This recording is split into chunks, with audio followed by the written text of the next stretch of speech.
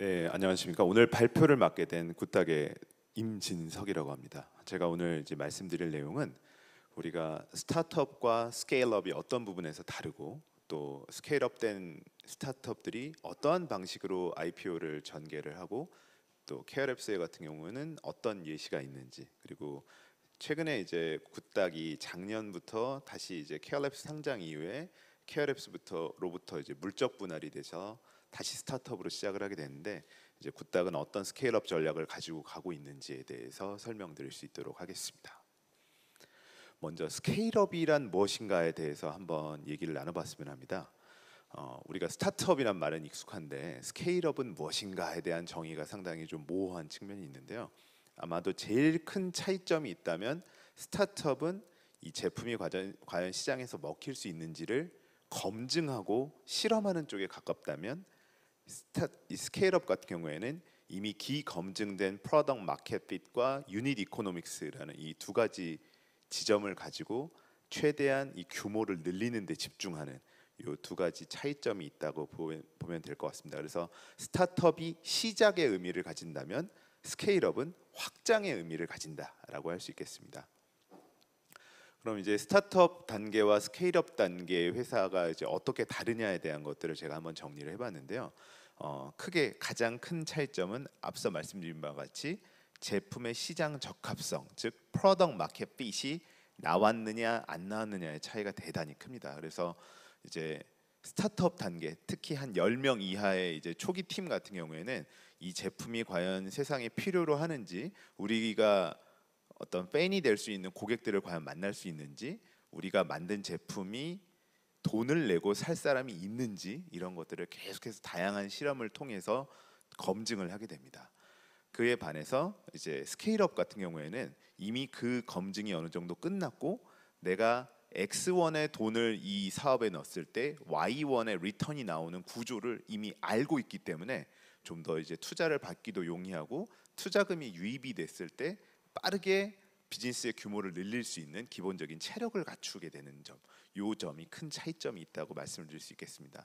그래서 일반적으로 스타트업과 스케일업의 기준을 나누는 데 있어서 자금 조달 단계로 보면 이제 국가마다 약간의 뭐 이런 자본시장 규모에 따른 차이는 있겠지만, 스타트업은 시드와 시리즈 A 단계, 그리고 스케일업은 시리즈 B 이상의 단계를 말한다라고 말씀드릴 수 있겠습니다. 이 단계에 있어서 조직적인 특성도 되게 큰 차이점이 있는데, 스타트업 단계에서는 이제 한 팀 멤버가 창업팀이기 때문에 여러 가지 역할을 수행하는 것이 전혀 이상하지 않지만, 스케일업 단계에서는 좀 더 세분화되고 전문화되고 좀 더 이제 조직적으로 관리할 수 있는 시스템들이 중요해지게 됩니다. 그렇게 되는 큰 이유는 이제 사람이 늘어나게 되다 보니까 어떤 경영진이나 경영자가 메시지를 하나를 던지거나 업무 요청을 했을 때, 스타트업 단계에서는 이게 왜곡이 적은데 스케일업 단계, 어떻게 들으면 좀 큰 기업의 입장에서는 이상하게 들리실 수도 있겠지만 30명만 넘어도 얘기가 대단히 왜곡돼서 전달되는 경우들이 상당히 늘어나는 경향을 보이게 돼서, 이제 그런 것들을 잘 잡을 수 있는 시스템화, 문서화, 프로세스화, 이런 것들이 중요해지게 되는 차이점을 보이게 됩니다. 그리고 이제 앞서 말씀드린 것 중에 이제 프로덕트 마켓 핏과 함께 제가 말씀드렸던 것, 유닛 이코노믹스라는 개념이 있는데, 아까 말씀드린 것처럼 X1을 넣으면 Y1이 나오고, X의 거래를 유발했을 때 어떤 비용 구조가 나오고 어떤 그로스 마진이 나오는지에 대한 구조가 스타트업에서는 되게 모호해요. 할 때마다 막 다른 거죠. 근데 스케일업 단계에서는 그런 것들이 되게 명확해지게 됩니다. 제가 이 유닛 이코노믹스란 개념 자체가 뭐 워낙 뭐 당연히 영어로 나온 개념이기도 하고 한국에서 익숙하지 않은 게 있어서 예시로 한번 가져와 봤는데, 이 장표는 뭐냐면 버드라는 그 모빌리티, 저희 그 싱싱이 있죠.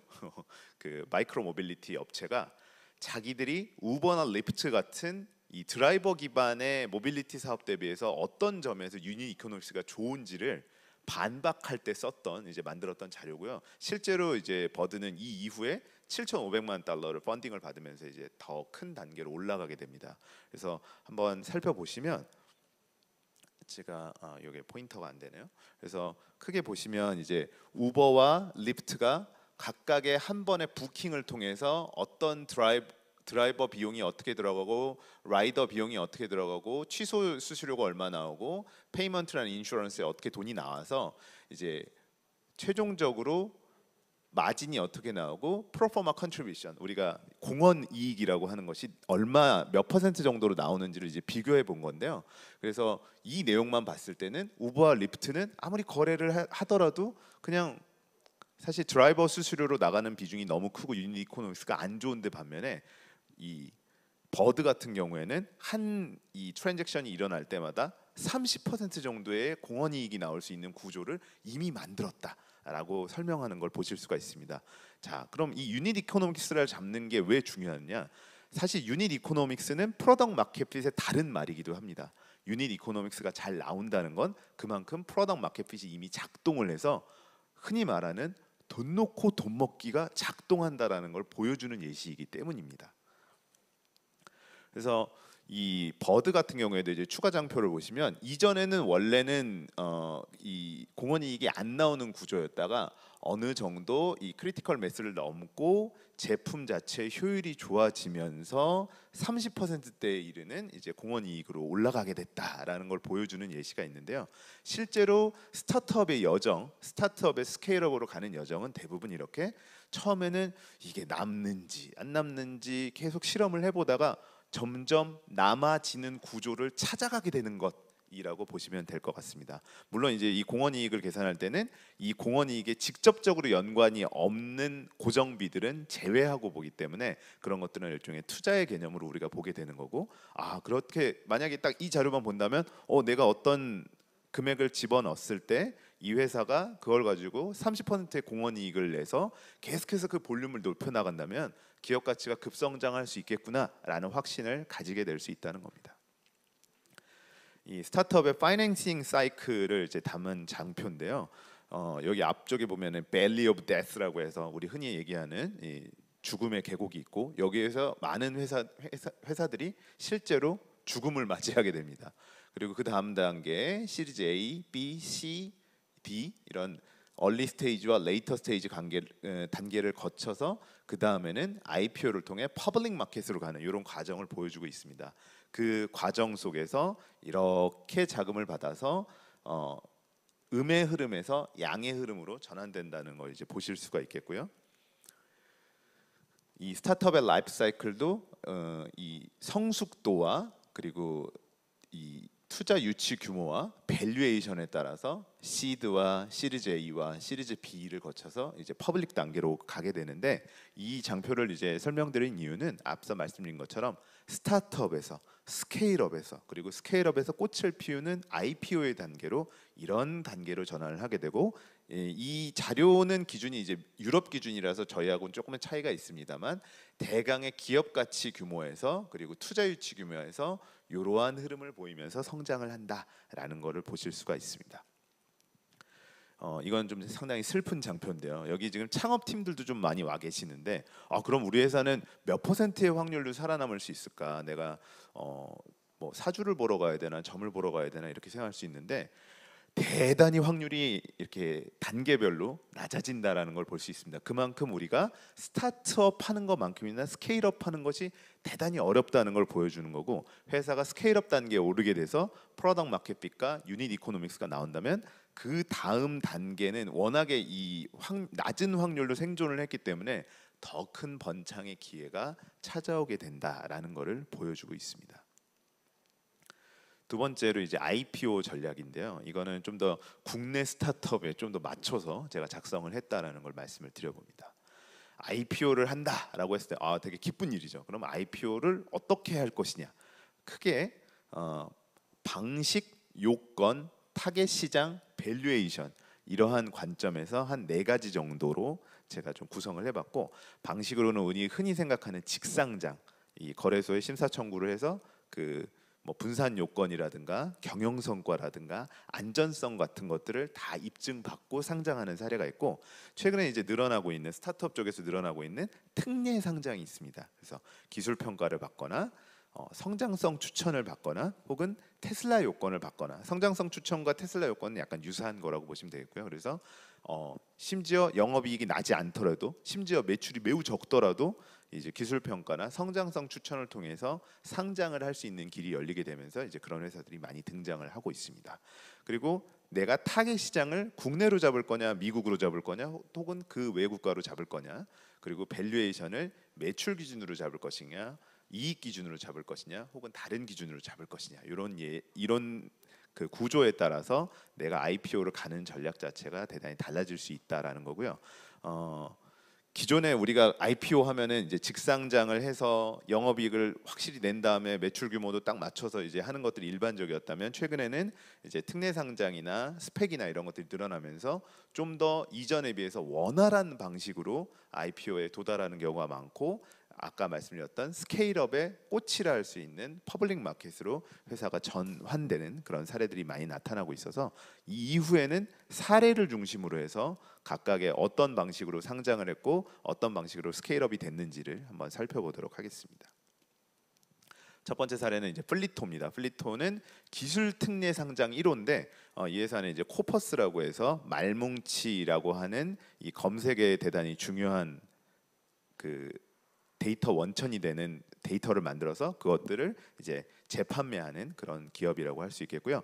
이 특이한 사업 모델 기반 그 코퍼스를 크라우드 소싱을 해서 이제 비용을 절감하고 그거를 이제 재유통하는, 뭐 그게 검색 기업이 될 수도 있고 빅데이터 분석하는 회사가 될 수도 있고요.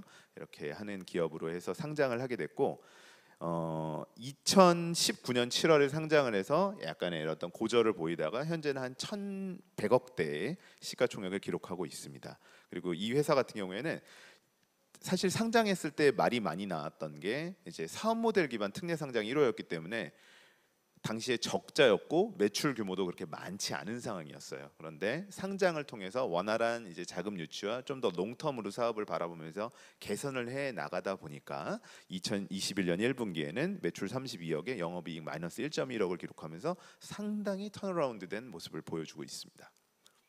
두 번째 사례는 아주 최근에 이제 상장을 한 따끈따끈한 회사인 원티드랩입니다. 원티드랩은 2015년 4월에 창업을 해서 2021년 8월에 이제 상장을 회사인데, 불과 이제 6년 만에 상장을 해서 이쪽에서는 상당히 빠르게 상장을 한 사례로 좀 손꼽히는 회사입니다. 이 회사 같은 경우에는 성장성 특례로 상장을 했음에도 불구하고 기술 평가도 이제 두 곳에서 A 등급을 받았고요. 지금 현재 시가총액은 한 2,600억 정도, 상장 당시에는 이제 3천억, 4천억까지 가는 그런 기염을 토하는 사례가 있습니다. 그래서 올해 예측되는 이제 매출 규모가 311억에 영업이익 54억 원 정도가 예상이 되고 있고, 불과 작년의 매출의 2배가 넘는 이제 성장성을 보여주고 있어서 그야말로 성장성 특례의 대표적 선수다라고 볼 수 있겠습니다. 이제 네 번째 사례는 줌인터넷인데요. 줌인터넷은 여러분들 알고 계시는 줌닷컴을 생각을 하시면 됩니다. 이제 줌닷컴은 원래 이스트소프트에서 이 서비스를 만들어서 스핀오프해서 상장을 한 케이스인데, 창업을 2011년에 했고 이제 상장을 2019년에 했고요.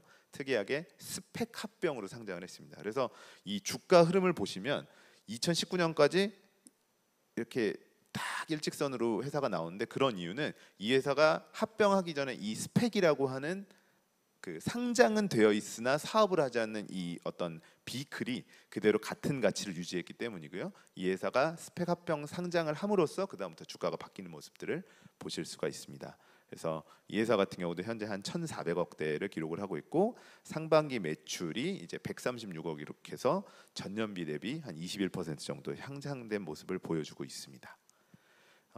저 이제 마지막 사례로 케어랩스인데요.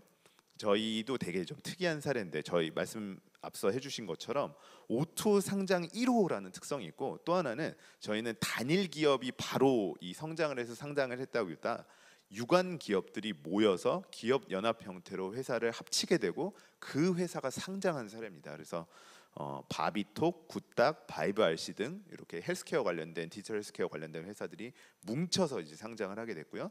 현재 이제 시가총액은 한 1,500억대를 기록을 하고 있고, 이 스케일업이 어떻게 이루어졌느냐? 저희가 합쳤을 때 처음에 합쳤을 때가 이제 본격적으로 합친 게 2017년인데 2017년에 합쳤을 때는 매출이 한 400억대 그리고 이제 영업이익이 한 62억 정도였다고 한다면 지속적인 스케일업을 통해서 올해는 이제 매출이 900억대에 이르는 거의 2배가 넘게 성장을 하는 큰 성장을 만들어냈습니다. 그리고 이 여러 가지가 상장 이후에 상당히 안정적인 파이낸싱과 경영을 통해서 성장을 했다라는 걸 보여주고 있고요. 그 다음으로 이제 굿닥의 스케일업 전략에 대해서 좀 말씀드릴 텐데 앞서 말씀드린 것처럼 IPO를 가게 되는 방식은 대단히 여러 가지가 있고 또 각각의 방식에 따라서 일단 상장이 되고 난 이후에는 이 이전의 어떤 비상장 단계에서의 자금 조달 방식과는 상당히 다른 방식으로 자금을 조달하고 운영을 하기 때문에 성장을 상당히 잘하는 모습들을 좀 보실 수가 있습니다. 굿닥도 이제 이러한 궁극적인 IPO 단계의 성장을 바라보고 현재 스케일업을 진행하고 있는데 그렇다면 어떤 식으로 스케일업을 진행하고 있고 어떤 지표에 좀 초점을 맞춰서 그것들을 가져가고 있는지를 소개를 드리려고 합니다. 굿닥은 2012년에 원래 시작된 서비스인데 2018년에 앞서 말씀드렸던 바와 같이 케어랩스와 합병을 해서 상장을 하게 됐고요. 도로 이제 작년 7월에 저희가 다시 스타트업으로 돌아와서 물적 분할을 통해서 스케일업을 하고 있는 그런 단계에 있습니다.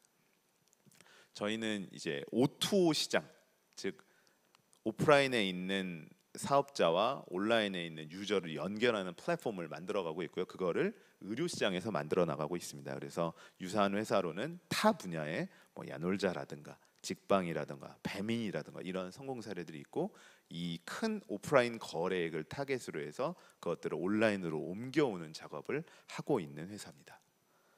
저희는 현재 누적 다운로드 750만 그리고 MAU 150만 월간 활성 사용자고요. 그리고 접수 태블릿 저희 병원에 가보시면은 종이로 접수를 하는 게 아니라 태블릿을 통해서 전자화된 형태로 접수와 예약을 진행할 수 있는 인프라를 저희가 구축을 하고 있는데 그 병원 수가 현재 3,200처 그리고 가입 회원 수 200만 명 정도를 보유하고 있는 오토 플랫폼입니다. 저희의 이제 주요 기능은 병원을 검색하고 예약하고 접수하고 비대면 진료를 통해서 온라인으로 의사를 선택하고 처방약을 배달받거나 혹은 병원이 가지고 있는 보험이 적용되지 않는 시술들을 조회하고 신청할 수 있는 이런 기능들을 제공하고 있고요. 이것을 통해서 환자와 병원을 연결할 수 있는 국내 제일의 플랫폼으로 확실하게 이제 양적인 스케일업을 하고 그 뒤에 거기에 비즈니스 모델을 적용해서 이제 수익적인 측면에서도 스케일업을 하고 그것을 확장해서 아시아 지역에서 가장 큰 병원과 환자를 연결하는 플랫폼이 되기 위한 계획을 세우고 현재 계속해서 이 스케일업 단계를 전개를 하고 있습니다.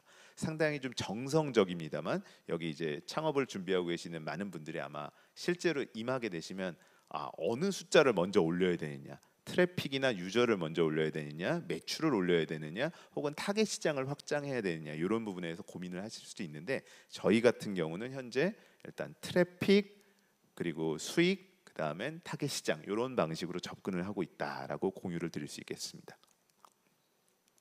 저희가 작년에 이제 한 90억 정도의 수수료 매출을 기록을 했고 올해 한 이 정도의 123억, 저희 126억. 저희가 지금은 아까 말씀드린 바와 같이 매출보다는 트래픽에 좀 주력해서 아까 말씀드렸던 그 3,200처에 달하는 가맹망을 최대한 넓히고 거기서 더 많은 유저들이 저희 플랫폼을 이용할 수 있는데 좀 집중을 하고 있기 때문에 단기적으로는 매출보다는 트래픽에 좀 집중을 하고 있고요. 그것을 기반으로 해서 궁극적으로는 연 1,000억 이상의 매출을 할 수 있는 회사로 이 스케일업 계획을 세우고 가고 있다라는 걸 공유드릴 수 있겠고요. 그럼 그걸 통해서 단계별로 어떤 파이낸싱 구조와 어떤 밸류에이션을 가져갈 거냐에 대한 저희의 마일스톤을 이렇게 담아봤습니다. 그래서 저희가 시리즈 B나 시리즈 C 단계에 이르게 되면 뭐 프리 한 4천억, 프리 8천억 정도의 가치를 인정받을 수 있는 매출과 트래픽과 클라이언트 네트워크를 가지고 성장하겠다라는 내용을 담고 있고요. 이제 요걸 공유드리는 이유는 실제로 이런 플랫폼 비즈니스를 영위하는 데 있어서 혹은 플랫폼 비즈니스 아니라 내가 제품 비즈니스를 하든 기술 비즈니스를 하든 결국은 내가 어떤 아까 뭐 클라이언트 기반이 됐든 고객 기반이 됐든 매출 기반이 됐든 그것들을 바탕으로 해서 하나의 스케일업 마일스톤들을 정하고 그것들을 분명하게 선언하고 달리는 것이 대단히 중요하기 때문에 이런 것들을 공유드리게 되었습니다.